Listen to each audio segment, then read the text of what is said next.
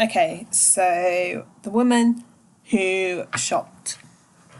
And the most interesting thing which jumps out when you first look at this poem is the fact that the title runs into the poem itself. So the poem actually, very atypically, begins with a lowercase letter, and if you were looking at it as a sentence, went out with the silver shilling on its own doesn't make sense. You need the pronoun in the form of the woman who shopped to actually give meaning to it.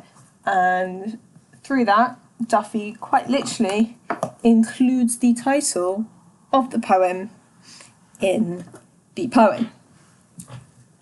Now you can see I've gone through and highlighted two things within the poem. So first of all, in this yellow, I have words which relate to the lexical field of money or shopping. And then in red, I've highlighted what she buys.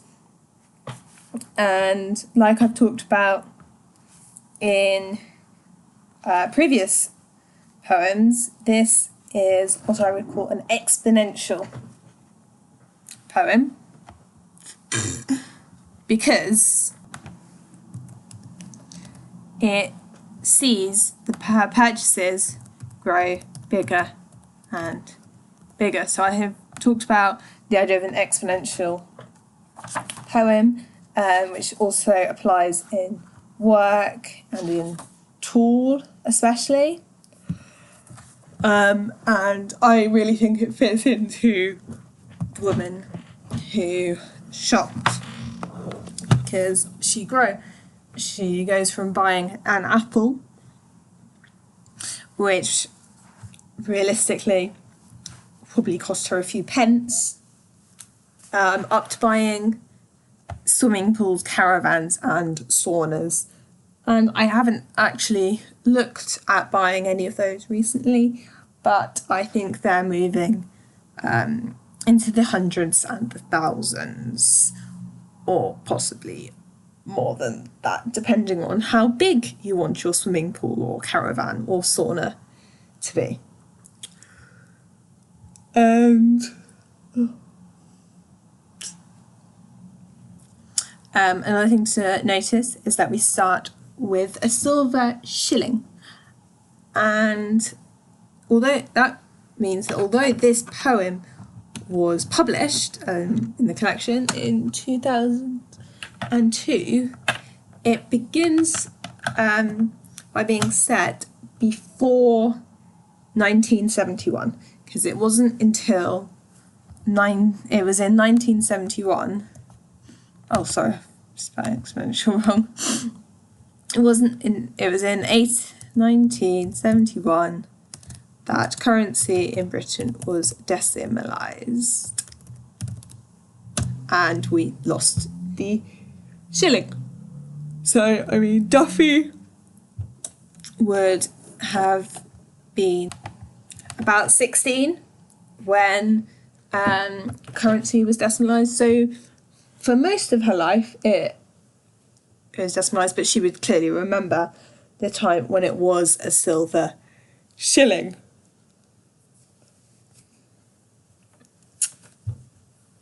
Now you've also got her use of colours.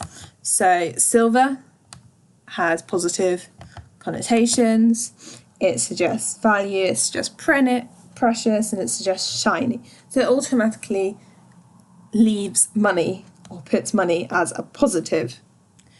The idea that she's willing to buy doesn't necessarily say that she's going to. It doesn't necessarily convey an eagerness, which is interesting. And then we've got a technique of Duffy's, which actually I don't know what it's called, but something that she does a lot, which is where I've got this idea of what she was going to do and then her doing that. So willing to buy, bought. And she does that an awful lot in this poem. And if you actually know what the name of that technique is, I'd be interested to find out, because it's something that I find difficult to comment on, but I think is really significant. One way you could speak about it is the idea of polytoton, which is where you use the same stem verb, so in this, or word, in this case buy, but you use it in different forms. So obviously we've got buy and then bought. So that is a form of polytoton. Automatically, it's also got initial, sorry, I'm tired this morning. So you've also got initial place of alliteration of the B sound, by, bought, which is quite hard. And it's repeated again. You've got bright and brim. Yeah, so that's quite hard. Now, so she went, and the first thing she bought was an apple. And whenever we see apples in literature, we think Adam and Eve, and we think temptation. And that's really important, because it's suggesting to us that this buying is going to turn out negatively. And it foreshadows effectively, and foreshadowing isn't a particularly common technique used in poetry, but it foreshadows the idea that this is going to end badly. If she's starting by buying an apple, that means she's being tempted.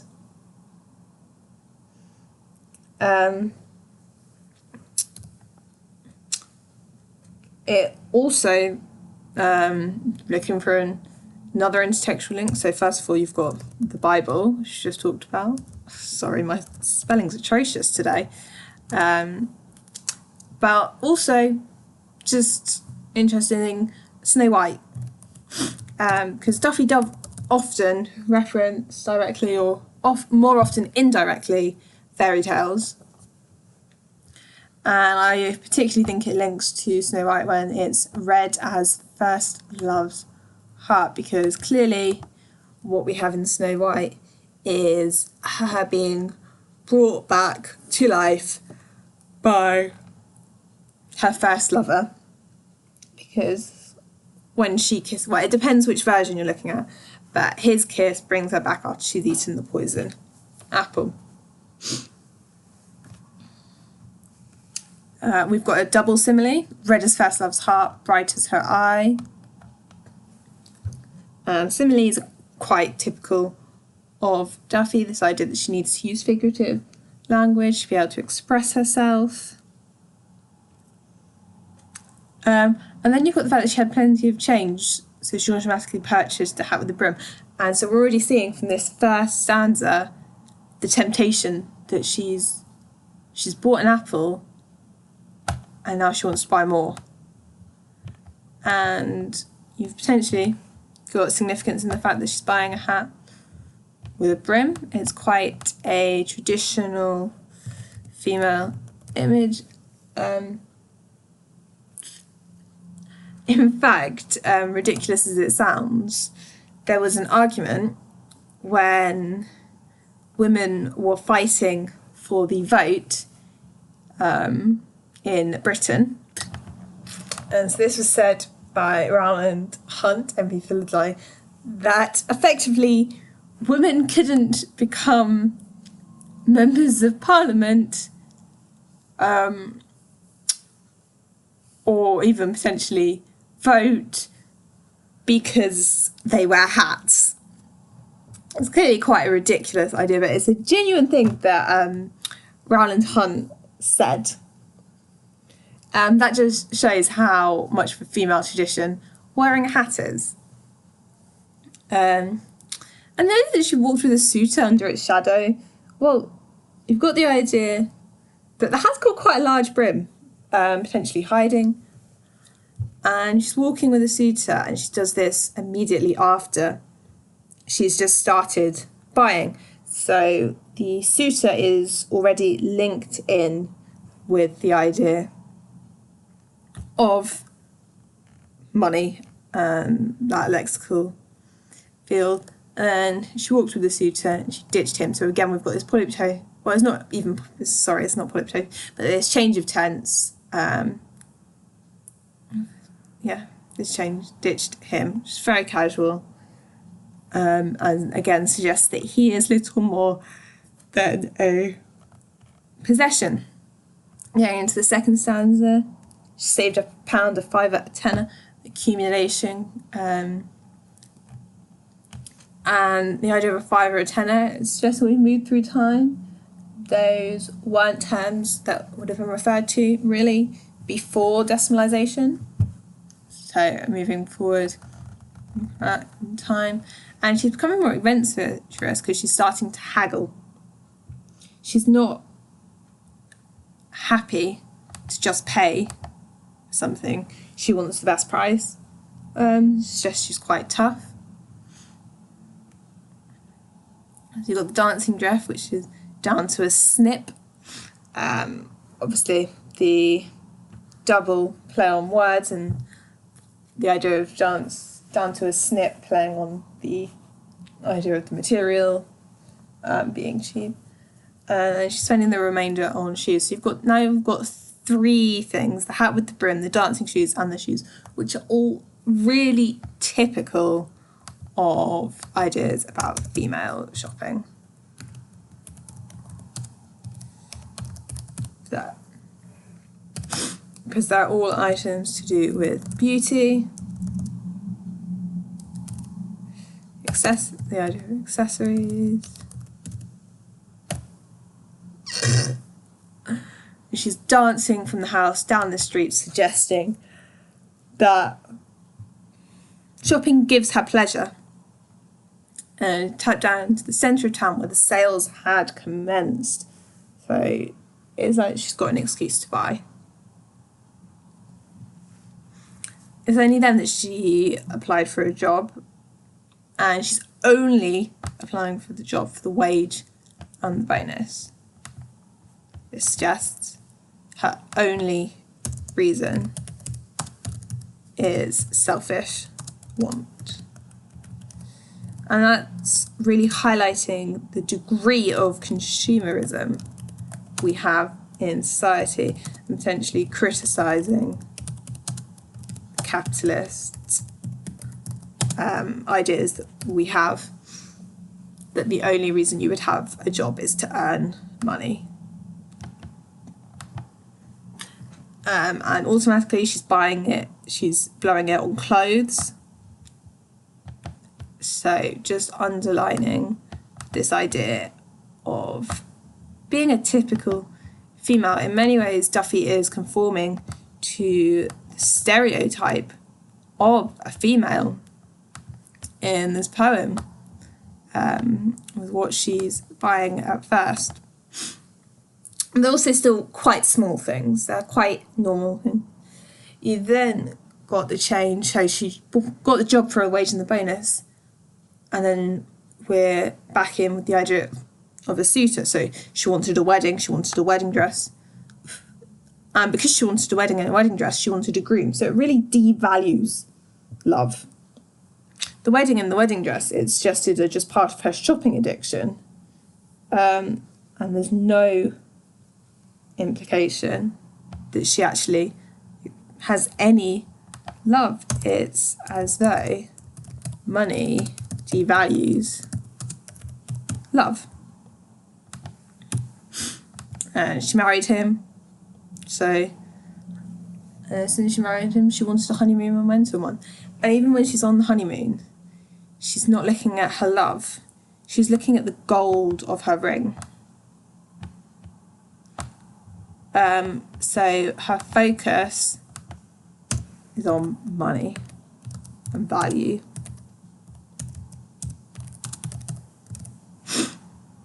I think a song which this would link in well with, obviously you probably wouldn't want to refer to a pop song in an exam, but to me it's the idea, Jessie J's price tag, that everything has a price, and the sale comes first and the truth comes second. She's looking at the gold for her ring first. Then we have the metaphor of shuffle his plastic, and you've got the double metaphor of the idea that she's literally shuffling their plastic, because in a modern day consumer society we have a lot of things made out of plastic, but probably they are her or their credit cards. So that's why she's married him. She's married him to gain access to his money so she can buy more. Or at least that's how it seems. She's dealing with her. And then she goes on a real shopping spree. These asyndetic listing: cutlery, crockery, dishwashers, bed linen, TV sets, three-piece suites, stereos, microwaves, telephones, curtains and mirrors and rugs. It's a long list of things which she buys, and she's becoming obsessive. You could argue that these things are more necessary, but the way Duffy lists them one after the other, and especially at the end when you've got the double use of "and," suggests that really and truly they are unnecessary.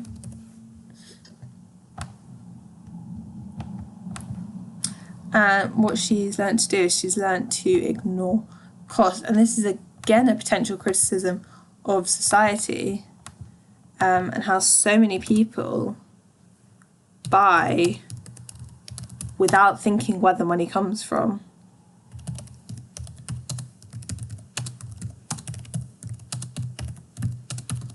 And they get into debt.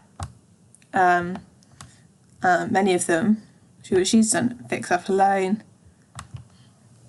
But then it really shows how over the board she's getting. So she can't stop. She's filling up the spare room with boxes of unopened cartons, overstuffed bags. She's unable to stop, and she's buying things which are themselves unnecessary.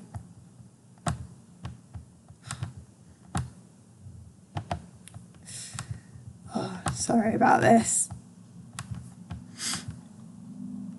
And then we're moving forward in time again, because she's now buying on the internet, shopping on the internet, shopping in America, all over Europe. Her shopping has become international. And it took quite a long time between the setting up of the internet and actually being able to buy through the internet, especially abroad. She's tapping her credit card all night.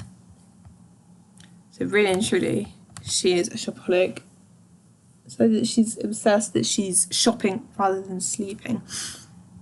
And she's buying these swimming pools, caravans, saunas, completely unnecessary, and probably even more so, they're luxury items.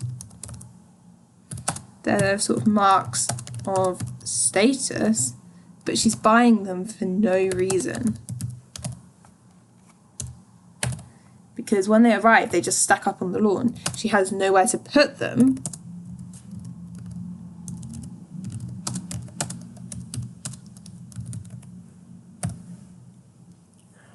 And it's in this stanza, when she's gone so far, that you have this sudden change. She fled.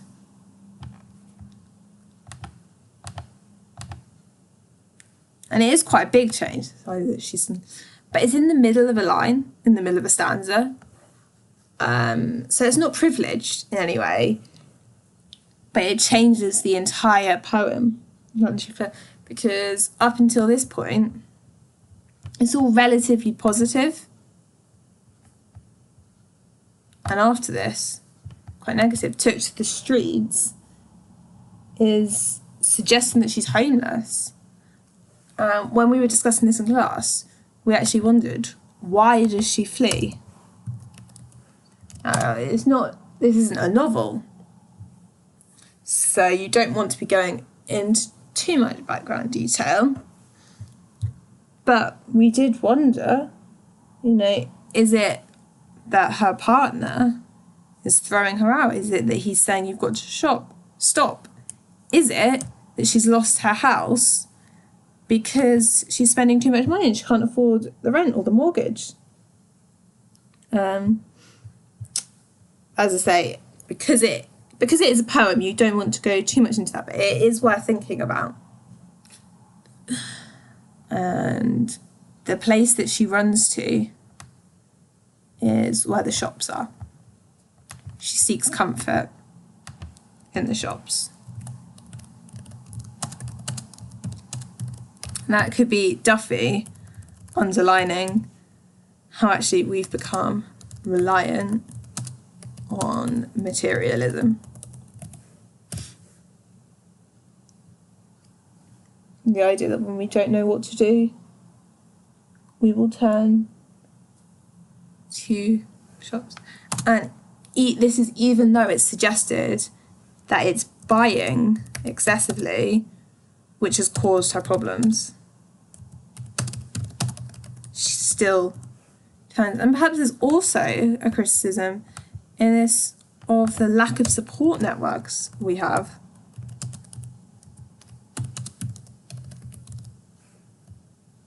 Because she doesn't have anywhere else to turn. And this idea of retail therapy. I mean, ran like paint in the rain. So again, we've got a simile. And it's a very negative image. Suggesting that the shops themselves are negative. So she pressed her face to the pain of the biggest and best. You've got this place of alliteration again. Biggest and best. And now she's looking at the happy shoppers. So she's not the only person who enjoys shopping. She's looking at the other happy shoppers. The idea that shopping brings happiness. And she's conveying her love on to others, projecting it. And she's got the luxury fabrics, the silk, cashmere, and the fur. And you potentially relate that to the map woman, in which we also have a list of these materials. The idea of dancing with fabric. The clothes are alive. And reiterating the idea that she's homeless, that she's slept there. But she's fled. We're presuming she's fled because she spent so much money. Yet she still has 6 shopping bags at her feet. The question is, are they full shopping bags or empty shopping bags? Are they even hers? But they're her only protection. They're her only comfort. And then there's a massive change. I mean, we've had the Volta in some ways is she fled. That's what changes the poem. But there's a real separation between these first stanzas. So this first 6 stanzas where she's buying. And then the next 6 stanzas where she is the shop. And we've got the introduction of an extended metaphor. That this is changed, it's marked straight away with a capital.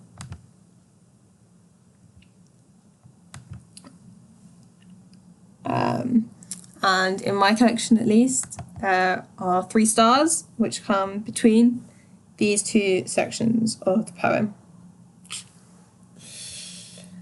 And stone cold, the irony, it's a typical idiomatic phrase, very common description. But here she is literally as cold as stone, because she is stone. She has become the shop.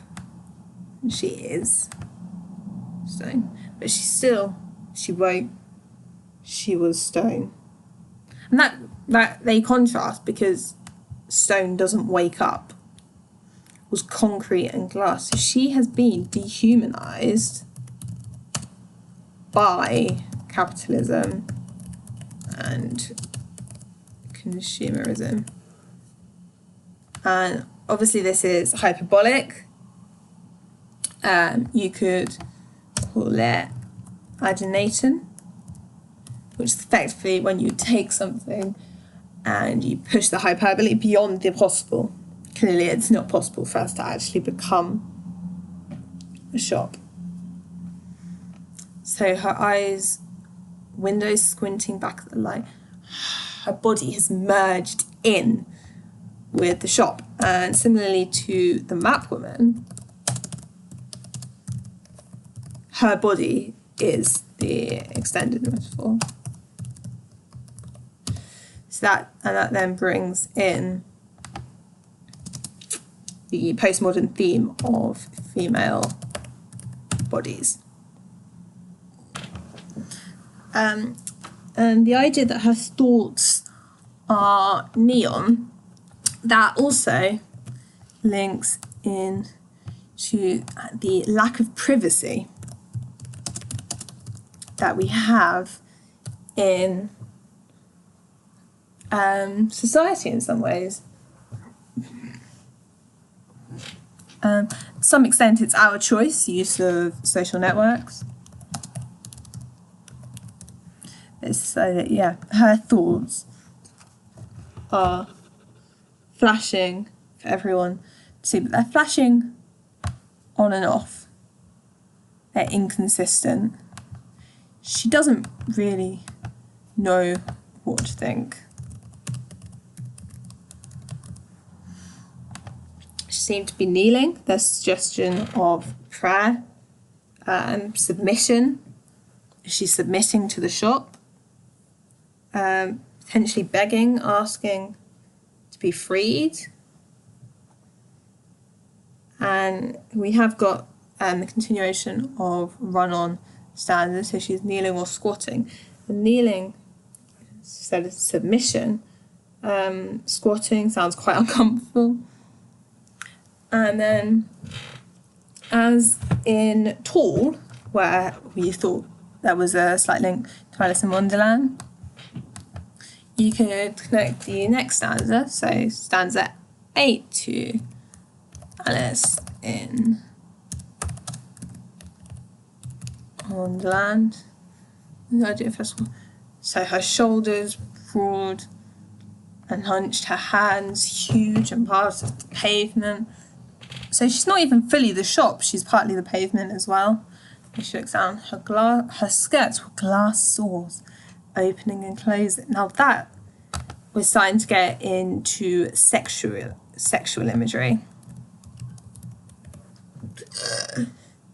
The idea that her skirts are transparent, revealing, and as soon as you start mixing sexuality and money, you get the idea of prostitution. Because that, yeah. And wondering how prostitution links in with a capitalist society. That payment for sex. So her stockings, again, quite traditional.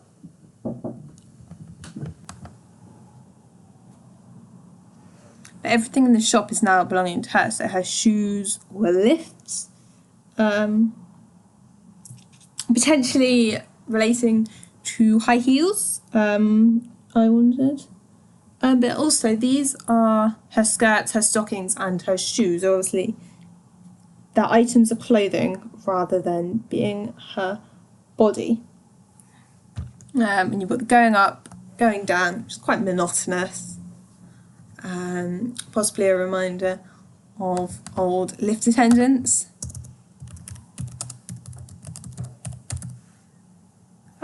Which Duffy would have experienced growing up in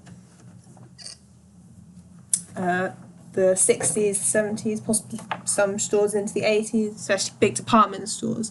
You would have a lift attendant who did say going up, going down. And then we get the description of what each of the floors is. This is just a summary of the 5 floors and how I like to think of them. So in my notes I have it with each floor, so floor 1 is this circle and then floor 2, but that I decided that just having the circles in the background, hopefully you can still read the writing. So you've got floor 1 with cosmetics, it's got jewels, it's got ladies' accessories, it's got lingerie. And it's the idea that this is the facade, it's what we see on the outside. As on the first floor, is it what's most important? And linking to the idea that female society has become a competition of how beautiful you can be, how you can have those perfumery and the cosmetics and those luxury items. Floor 2, you have furniture, homewares, travel goods, luggage. So it's re-emphasizing the idea of materialism, and materialism giving power, especially travel goods and the luggage also suggests perhaps the idea of escape. So floor 3 is men. So you've got shaving gear. You have also got shoes, but it's unclear whether those are all shoes or just men's shoes. But the main thing on that floor is men. And it's just that men are a commodity. This is something we've had reiterated in the poem. Floor 4 then is the idea of children, motherhood. So you've got the books, but you've also got the toys and children's wear. And then floor 5. And floor 5 is quite an interesting floor because it's got entertainment, it's got pianos and musical instruments, it's got beauty, and it's got hair. So the question is that they're on the 5th floor, they're the least important. Beauty and hair are quite similar to the cosmetics that we see on floor 1. So do they really belong on floor 5? And everything on floor 5 really is a luxury. It's unnecessary.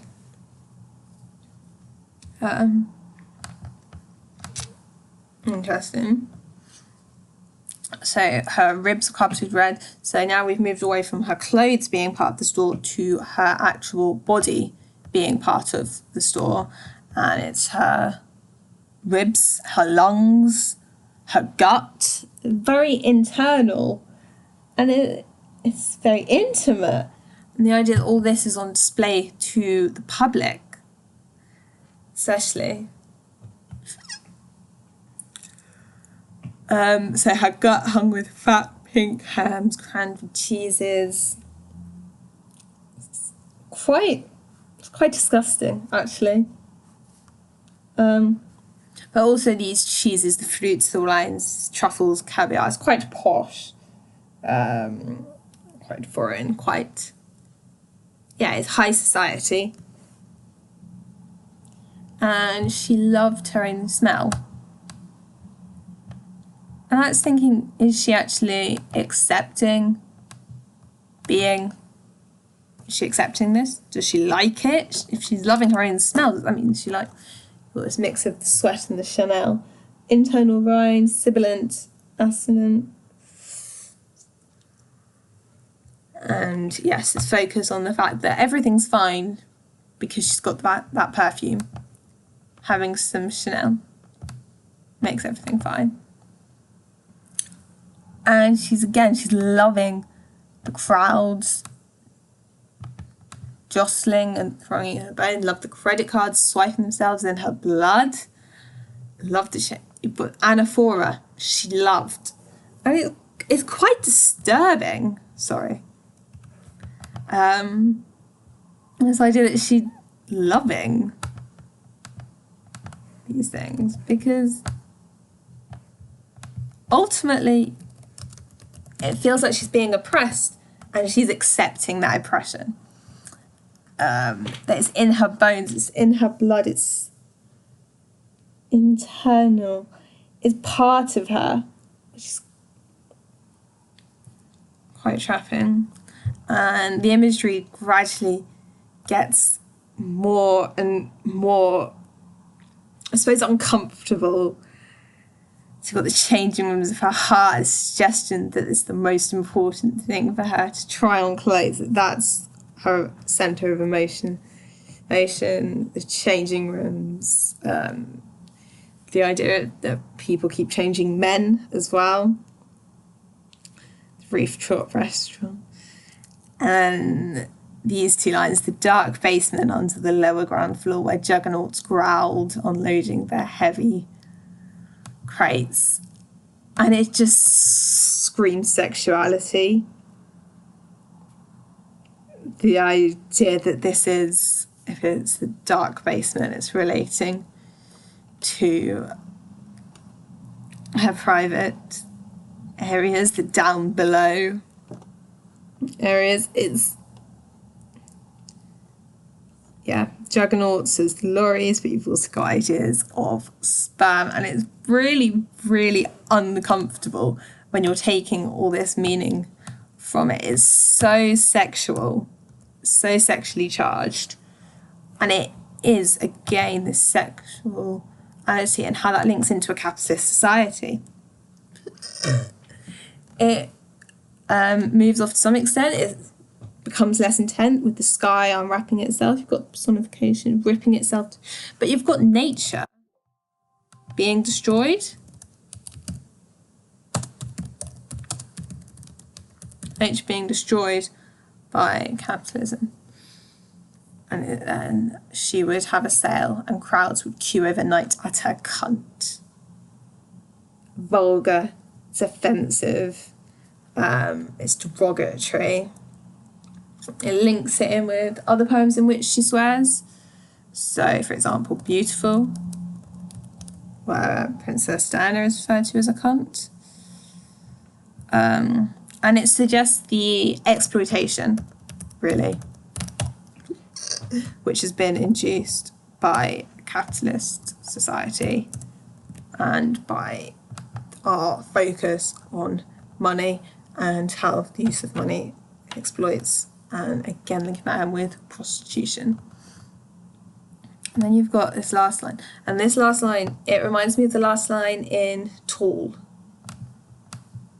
Light blazed from her now, birds shrieked and buoyed themselves in her stone hair. It doesn't seem to fit in with anything before, a bit like at the end of Tall, where you do have her reaching out for the burning, for the souls from the burning towers. And the light blazing from her, ultimately it suggests to me a fire. And fire in literature, as I mentioned before, is very symbolic. I think in this case you've got two. One is destruction, the destruction of all of it, and linking that the purification and the need for purification. Then I've got just focusing on the different assessment objectives.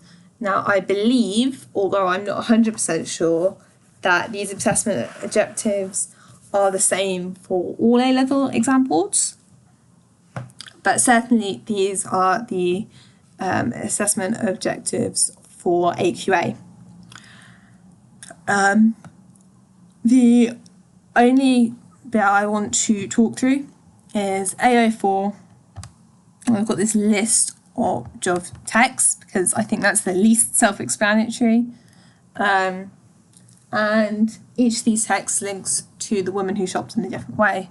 So Confessions of a Shopaholic links in terms of shopping, the fact that she is a shopaholic, the woman who shopped is about a shopaholic. Streetcar, I'm actually comparing Feminine Gospels with a Streetcar Named Desire, and you've got the ideas of Blanche's expensive tastes, her lack of money, and also likewise in Streetcar, sexuality is related to wealth, and you always have the question in your mind as to whether Blanche was actually a prostitute. I personally don't think she was, but it's a theme that comes up in Streetcar. So the word of the wives, similar to Carol Ann Duffy's The Wild's Wife, the word of the wives is actually a Christian text with the author effectively taking women of the Bible and giving them a voice. So you could also in with here The Wild's Wife, which is another collection by Carol Ann Duffy. And in both of those texts, what you have is male stories taken, twisted, and spoken from a female perspective. Catch-22, you've got links again in the ideas of prostitution and sexuality. You may not have read Catch-22, but in it, it's about soldiers in World War II, and they very regularly go hang out with women in a sexual manner, and they routinely refer to those women as whores as well. So that links in. Then Handmaid's Tale, concepts of the female body, as well as now you're probably wondering where on earth I'm linking it to Frozen from, and I would suggest that probably you don't want to link to Frozen in your exam, but the idea of isolation. So in Frozen, Elsa isolates herself and flees from the situation, similarly to how the persona in The Woman Who Shopped flees from her situation. And Inspector Calls, one of the messages within that is the potential danger which comes from excessive shopping. So, for example, in the department store, when Sheila asked for the woman to be dismissed, and then in the Hunger Games, I'm thinking the Capitol and the obsession they have with consumerism and money in the Capitol, which I think is exploited perfectly in the Hunger Games, in the sense that you've got all of these really rich people and then you've got the very poor people in the districts. The other thing is I've put types of alliteration, so vibrant, plosive, sibilant, fricative. If anyone knows what type of alliteration the alliteration of a W sound is, I'd be really interested to know, because that's something that I can't find. But